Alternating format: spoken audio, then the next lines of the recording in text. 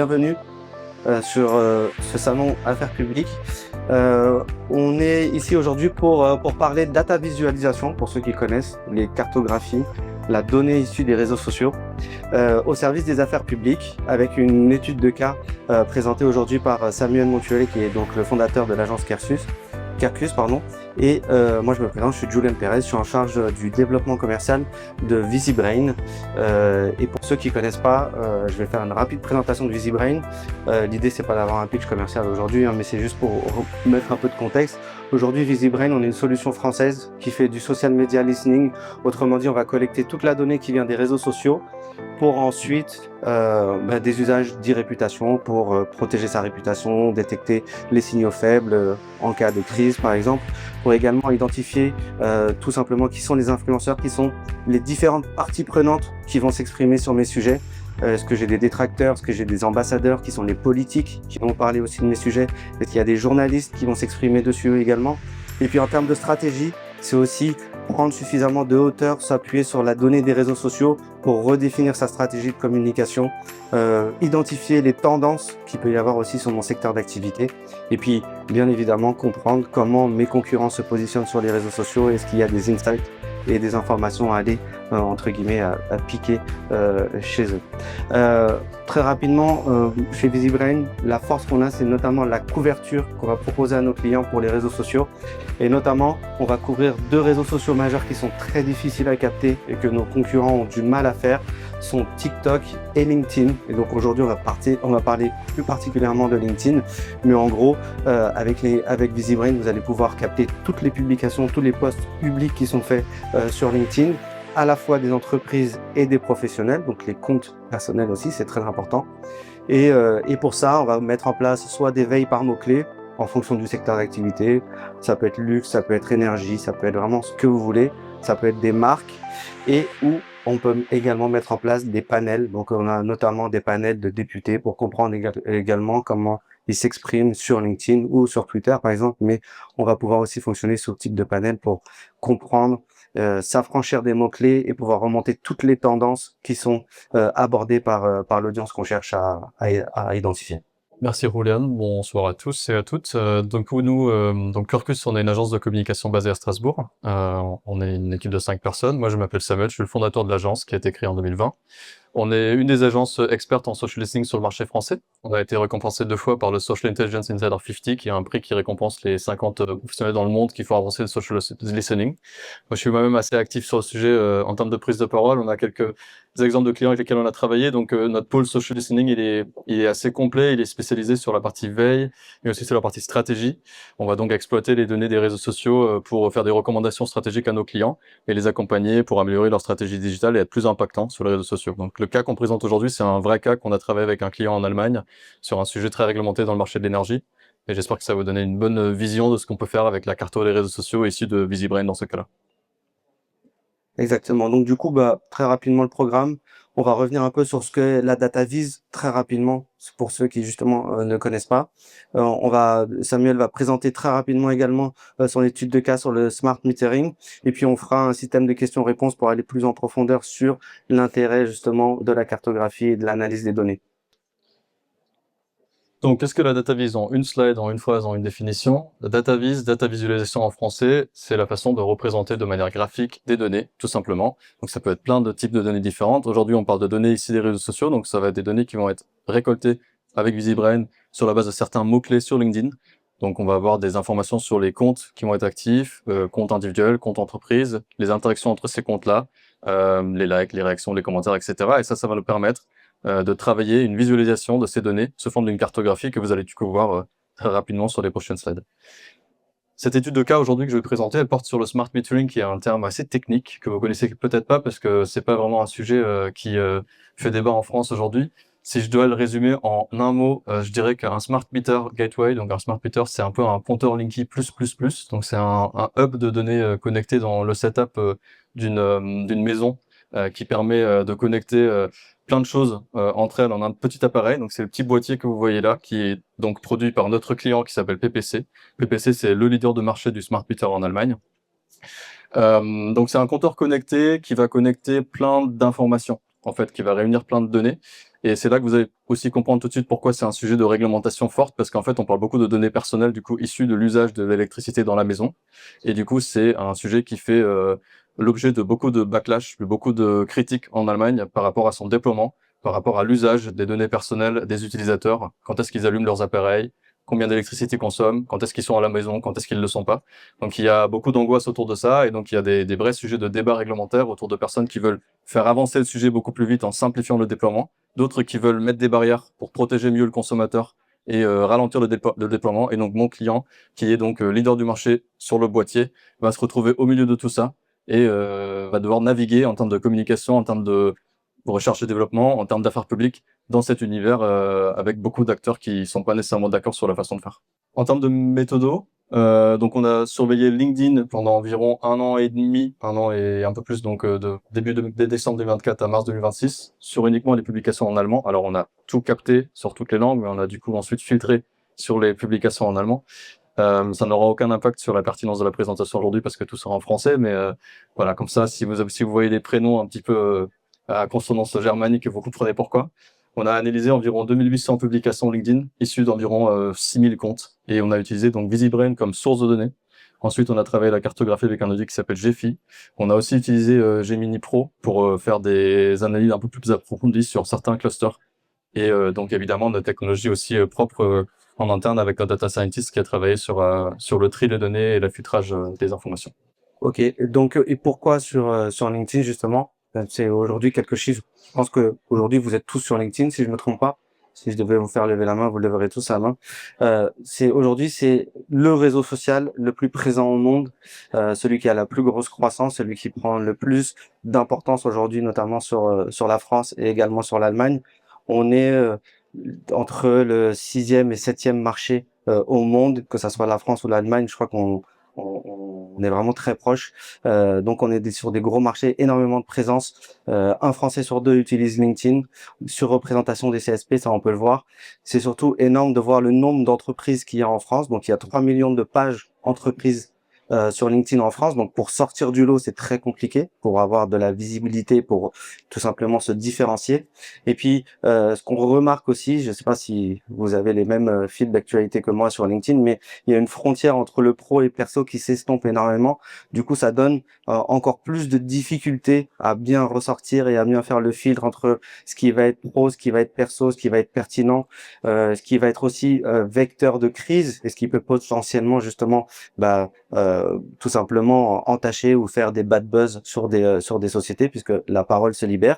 Et puis aussi pourquoi c'est important LinkedIn aujourd'hui, c'est la deuxième source de données qui va alimenter les mêmes. Ça veut dire que concrètement, quand vous faites une requête sur un chat GPT, Claude ou Gemini, c'est aussi LinkedIn qui va être source d'information. Donc c'est important justement de pouvoir alimenter et de pouvoir aussi aller communiquer les bons narratifs en fonction de ses objectifs.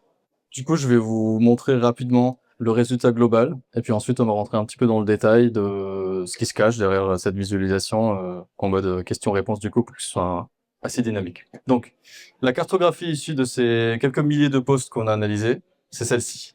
Ce que vous voyez ici, c'est un réseau de nœuds et de liens, chaque nœud représentant un compte, donc un acteur. Ça peut être un acteur individuel, un dirigeant, un chercheur, ou un acteur corporate, donc une entreprise, ou aussi une institution, un ministère, une autorité publique.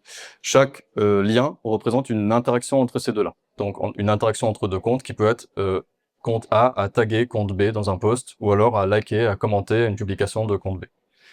Ensemble, ça va nous permettre de constituer ce réseau qu'on va analyser ensemble, et sur la base duquel je vais vous expliquer comment nous on utilise ceci pour faire des recommandations en matière de com et d'affaires publiques. En tout cas, quand on voit ça, on voit une belle constellation, on voit plein de couleurs. Mais du coup, moi, la question qui me vient, c'est pour un communicant en affaires publiques, qu'est-ce qui gagne à regarder un réseau social comme un espace d'influence? Ce qui va gagner, c'est une meilleure compréhension de où se situent les différents acteurs dans le réseau. Parce que du coup, ce qu'on va faire, c'est on va pas uniquement identifier des communautés, mais on va aussi voir comment les personnes vont s'éloigner ou se rapprocher dans le réseau. Donc, on va voir ça après dans le détail dans la suite des questions. Mais effectivement, on a plusieurs indicateurs qui vont nous donner des informations essentielles sur comment se passe la conversation, comment se constitue l'écosystème. Ça va être la taille de la bulle du compte en question, ça va être les liens qui sont connectés à d'autres comptes autour, la couleur de la communauté dans laquelle ils se situent et aussi la position dans l'écosystème global. Et qu'est-ce qu'un cluster, ou en tout cas une communauté, pardon, raconte sur l'écosystème d'influence qu'elle va toucher? Ouais. Alors ici, c'est intéressant parce que du coup, on en fait beaucoup des cartographies et là, on a une cartographie qui est assez équilibrée. C'est-à-dire qu'on a des communautés qui sont de taille plus ou moins comparable.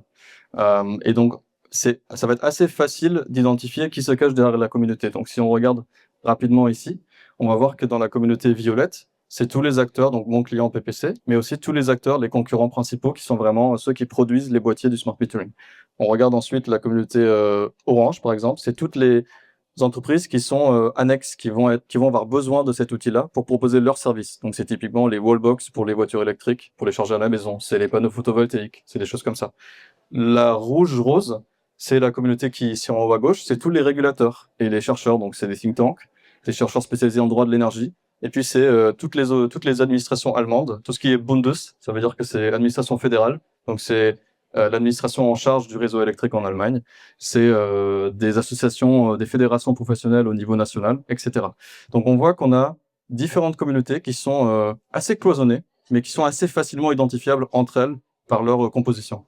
Et est-ce qu'il y a une différence par rapport à ces communautés? Est-ce qu'il y a une différence entre le fait d'être visible et le fait d'être stratégique, notamment par rapport à ces prises de parole? Absolument. Je vais vous donner un exemple concret entre le blog de l'énergie et le fournisseur d'électricité Octopus que vous connaissez peut-être parce qu'ils font de la pub partout dans le métro en disant nous nos tarifs c'est pas du vent, par contre notre énergie ça l'est parce qu'ils font de l'énergie renouvelable avec des tarifs dynamiques.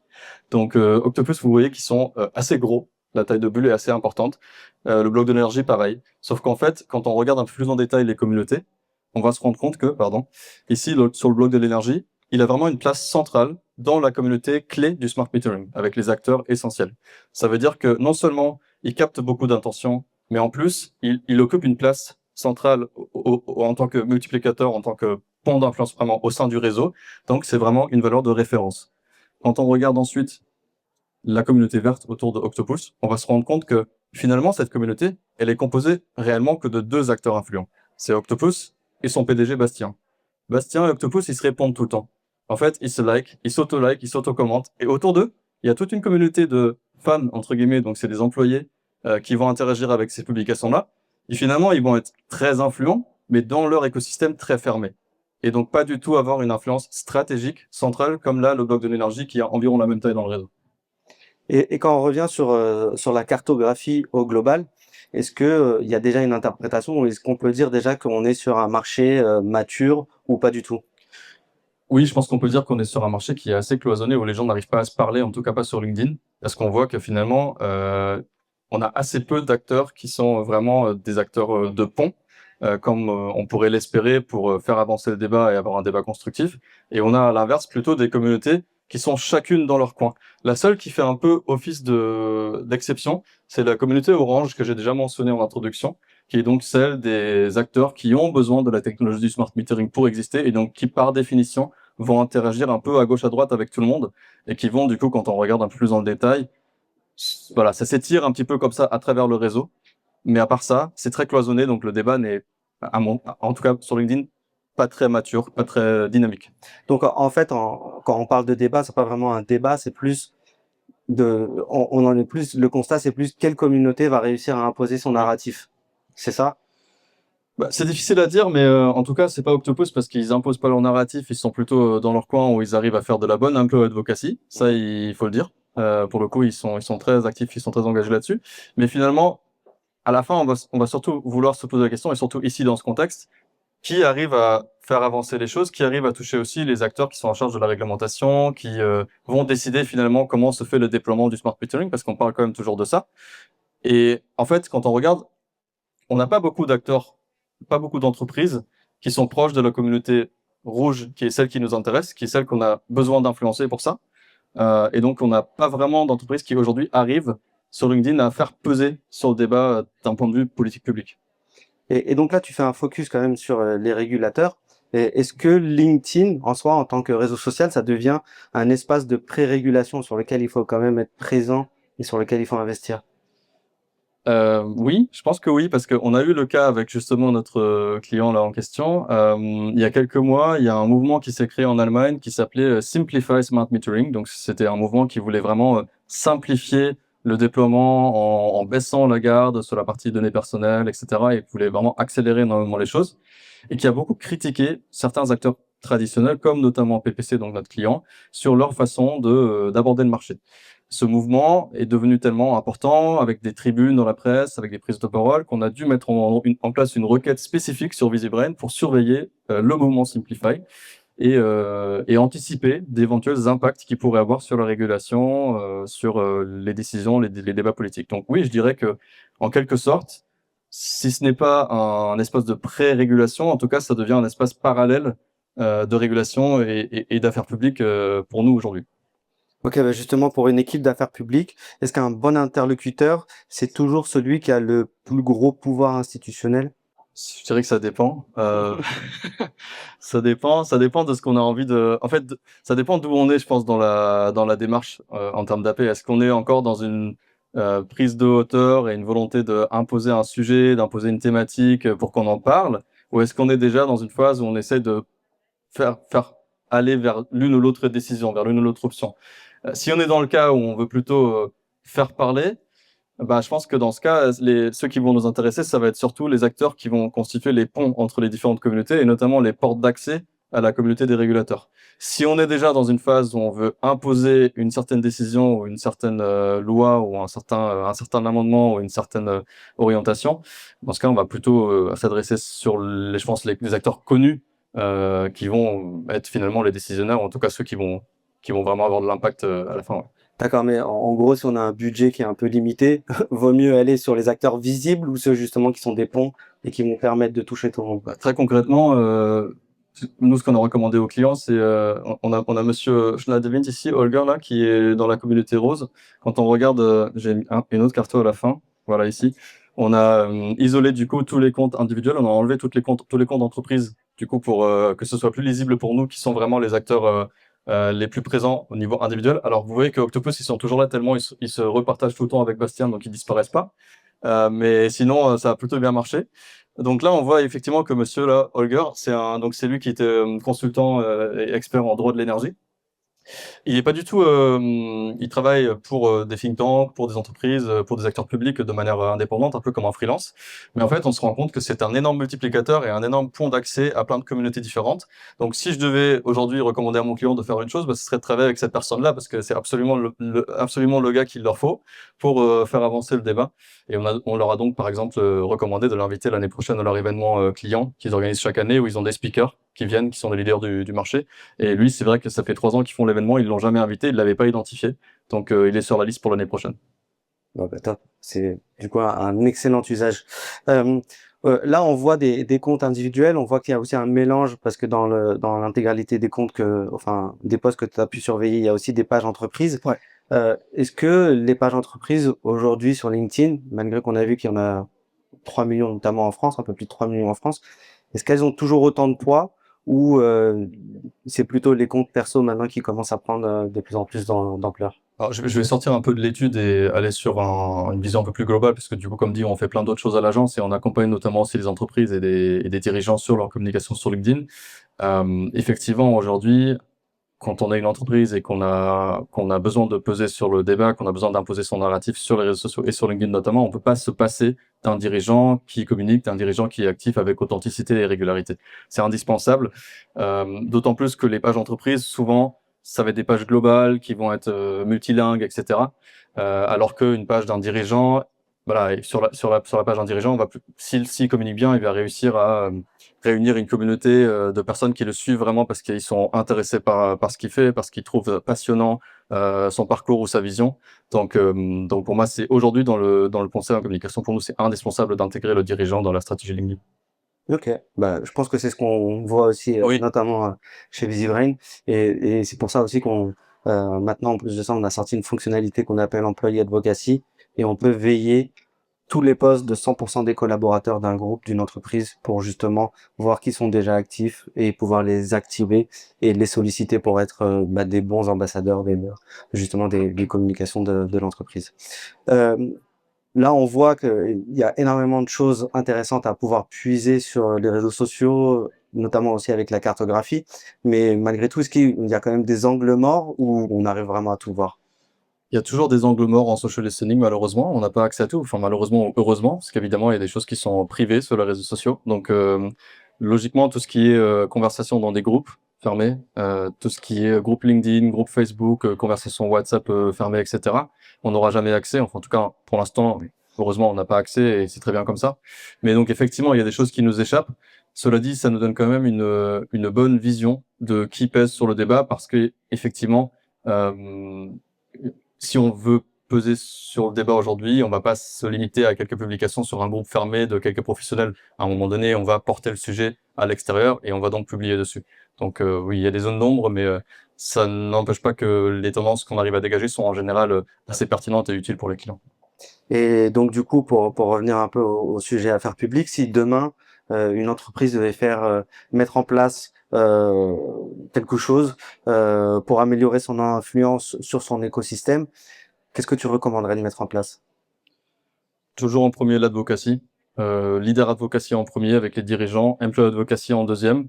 Alors c'est des mots qui font parfois peur parce qu'il faut avoir quelqu'un qui gère ça en interne et qui a la capacité de motiver les troupes à être actifs, à publier et à pas juste faire du copier-coller en plus parce que ça maintenant c'est de plus en plus pénalisé sur LinkedIn. Donc il faut en plus que chacun s'approprie un petit peu le message, mais ça fait la différence. On voit que les entreprises qui arrivent à avoir encore une fois des leaders qui communiquent avec authenticité, qui communiquent régulièrement, des employés derrière qui sont fiers de travailler pour cette entreprise, de partager leurs actualités. On le voit ici avec Octopus, mais on le voit avec plein des clients, c'est vraiment ce qui fait la différence. Et quand tu mets en place ce genre de programme justement pour aller travailler l'influence et améliorer l'influence sur un secteur, est-ce que tu arrives à le mesurer, tu arrives à mesurer l'impact de cette influence par la suite?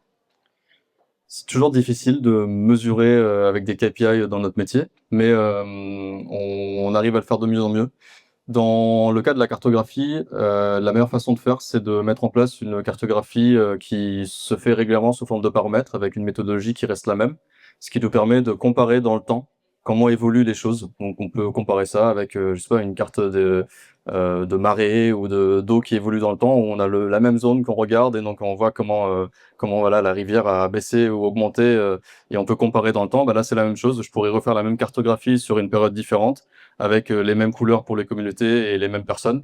Et donc voir comment, dans 6 mois, par exemple, se placent les dirigeants de mon client par rapport à là où ils se sont placés sur 2025.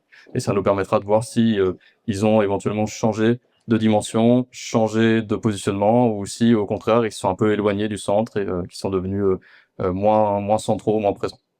Ok, très clair. Et puis on va combiner, pardon, je complète, on va combiner ça évidemment avec tous les KPI classiques qu'on connaît des réseaux sociaux. Là, je vous montre la cartographie, mais donc après, on aura évidemment tout ce qui est sur la fréquence de publication, les personnes atteintes, les impressions, les interactions générées, etc. Tout ça, on le rajoute évidemment. Là, c'était pas l'objet de cette étude, mais si on prend tout ça en complément, ça va nous donner une vision globale de l'impact vraiment de l'advocacy.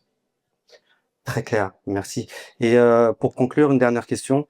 Quelles sont les convictions fortes sur les affaires publiques à l'ère des réseaux sociaux que tu mettrais en avant pour conclure par rapport à tout ce que tu as pu faire sur ton travail? Je pense qu'aujourd'hui, les affaires publiques ne peuvent plus se faire sans LinkedIn, sans. Je pense que Twitter est déjà intégré dans le travail d'affaires publiques depuis un certain temps. LinkedIn, sans doute aussi, mais peut-être un peu moins et de manière moins complète au niveau de la technicité, parce que c'est moins facile que Twitter. Euh, Vu l'évolution de X comme réseau social et les concurrents comme Blue Sky qui a un peu de mal à émerger, LinkedIn va sans doute rester l'un des principaux terrains d'affaires publiques digitales dans les prochaines années. Donc je pense qu'on peut plus s'en passer aujourd'hui et que c'est très important, et le fait que plusieurs acteurs soient ici présents aujourd'hui pour justement répondre à cette problématique le montre aussi. Je pense qu'il y a un intérêt et un besoin. Moi, de mon côté, j'ai quelques recommandations sur la façon dont on veut exploiter ces résultats pour les affaires publiques. Donc évidemment que ça va faciliter la veille concurrentielle parce qu'on va comprendre, là on a la cartographie, mais après derrière, dans VisiBrain, on a évidemment tout le contenu, on va pouvoir comprendre euh, ce qui fait que un concurrent est présent dans telle ou telle communauté, ce qui fait que un certain impact? Quels sont les postes qui ont le plus fonctionné? Quelles sont les thématiques sur lesquelles il s'est positionné? Tout ça, on va pouvoir l'analyser évidemment aussi. On va pouvoir comparer aussi comment se positionnent les dirigeants. Est-ce qu'il y a des thématiques sur lesquelles ils se positionnent plus que d'autres? Est-ce qu'il y a peut-être une place à prendre pour certains de nos dirigeants sur des thématiques qui intéressent le public, mais sur lesquelles personne ne s'est positionné jusqu'à présent? Ça va aussi nous permettre d'anticiper et de suivre certains débats réglementaires. Donc, typiquement, le sujet que je donnais tout à l'heure, l'exemple avec le smart metering, le Simplify Smart Metering, c'est quelque chose qu'on a identifié sur les réseaux sociaux avant de l'identifier dans la presse et dans le débat parlementaire. On va pouvoir identifier des acteurs qui agissent comme des ponts entre différentes communautés. Donc, ça va être important pour nous pour toucher les bonnes personnes dans le travail d'AP et de communication. On peut évidemment aussi mesurer l'impact de l'impôt advocacy. Tu parlais de votre outil que vous avez lancé pour répondre à ça. Et ce qu'on fait aussi pour PPC, c'est intéressant, je pense, de le souligner, c'est qu'on va souvent aussi analyser des dynamiques de marché étrangers. Donc, notamment, on a notre client a la volonté de s'étendre sur le marché européen dans des pays un peu plus éloignés de la zone d'Europe de l'Est, pardon. Et donc, on a besoin de comprendre comment le marché est constitué là-bas, qui sont les acteurs clés. Alors, eux, ils ont évidemment leurs études de marché qui sont faites par leurs équipes, mais nous, on arrive en complément avec les réseaux sociaux et on leur apporte souvent des lumières supplémentaires, des choses parfois inattendues sur des médias, des influenceurs ou des leaders d'opinion dans ces pays-là. Et c'est très intéressant pour eux d'avoir ce complément d'information pour pas passer à côté d'une dynamique qu'ils auraient peut-être loupé s'ils n'avaient pas regardé la partie digitale. En effet, ça va leur permettre justement de prendre de la hauteur sur un C'est ça. marché et de voir justement s'il y a une place à prendre et quelle est la place à prendre justement. Ben, en tout cas, merci Samuel pour cette belle étude. J'espère que ça vous aura intéressé et bien évidemment, si vous avez des questions, on est là pour y répondre. Merci beaucoup. Merci.